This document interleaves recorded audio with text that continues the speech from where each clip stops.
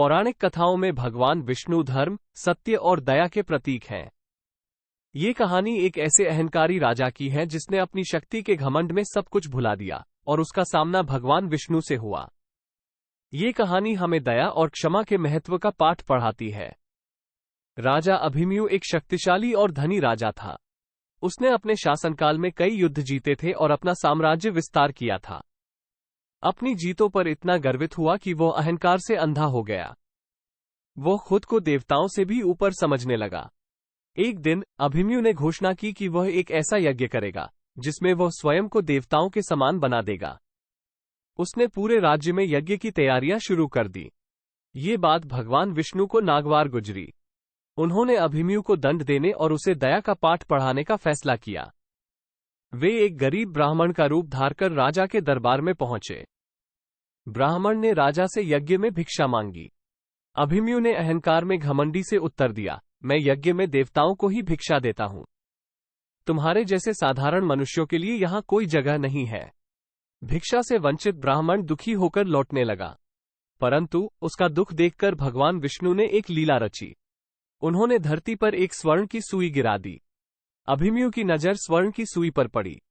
लालच में अंधा होकर उसने सोचा कि यह यज्ञ के लिए एक शुभ संकेत है। उसने सेवकों को आदेश दिया कि उस गरीब ब्राह्मण को वापस लाएं और सुई भेंट करें। ब्राह्मण ने कहा, ये सुई मेरी नहीं है। किसी राजा या धनी व्यक्ति की संपत्ति हो सकती है, परंतु अभिमन्यु नहीं माना। उसने ब्राह्मण को सुई देने के लिए मजबूर किया। ब्राह्मण ने सुई ली और कहा, यदि इसे रखना ही है तो आपको इसकी असली कीमत चुकानी होगी। 100 स्वर्ण मुद्राएं दीजिए, नहीं तो ये सुई आपके लिए अभिशाप बन जाएगी। अभिमन्यु ने सोचा कि ब्राह्मण मजाक कर रहा है। उसने उसे 100 स्वर्ण मुद्राएं देने से इनकार कर दिया। उसने सैनिकों को आदेश दिया कि ब्राह्मण को जेल में डाल दो। जेल में ब्राह्मण ने अपना असली रूप धारण किया। वो भगवान विष्णु बन गए और पूरे राज्य को अपनी दिव्य चमक से भर दिया। सारी प्रजा दंग रह गई। राजा भी डर के मारे कांपने लगा। भगवान विष्णु ने कहा, हे राजा, अहंकार तुम्हारा सबसे बड़ा शत्रु है। तूने मेरी भिक्षा ठुकराई, लालच में आकर गरीब को सताया। अब तेरा राज्य और तेरा अहंकार दोनों नष्ट होंगे। भूकंप आया, तूफान चला और राजा का पूरा महल मिट्टी में मिल गया। अभिमन्यु को अपनी गलती का एहसास हुआ। उसने भगवान विष्णु से क्षमा मांगी और दया का पाठ सीखा। भगवान विष्णु ने अभिमन्यु को क्षमा किया, लेकिन उसका राज्य वापस नहीं लाया।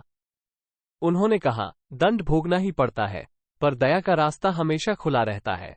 अभिमन्यु ने राजा का पद छोड़ दिया और एक साधारण जीवन व्यतीत करने लगा। उसने गरीबों की सेवा की और दूसरों के दुख में उनकी मदद की। वो धीरे धीरे एक दयालु और विनम्र इंसान बन गया। कई वर्षों बाद, जब अभिमन्यु अपने अंतिम समय में था, भगवान विष्णु फिर से उसके सामने आए। उन्होंने कहा, तेरी दया और क्षमा से मैं प्रसन्न हूं। तेरे अच्छे कर्मों के कारण तुझे मोक्ष प्राप्त होगा। अभिमन्यु भगवान के चरणों में झुक गया और आखिरी सांस ली। उसकी आत्मा को मोक्ष मिला। ये कहानी हमें सिखाती है कि अहंकार का अंत होता है, लेकिन दया का मार्ग हमेशा खुला रहता है। क्षमा और सेवा ही सच्ची शक्ति है। भगवान हमेशा उनका साथ देते हैं जो दयालु और विनम्र होते हैं।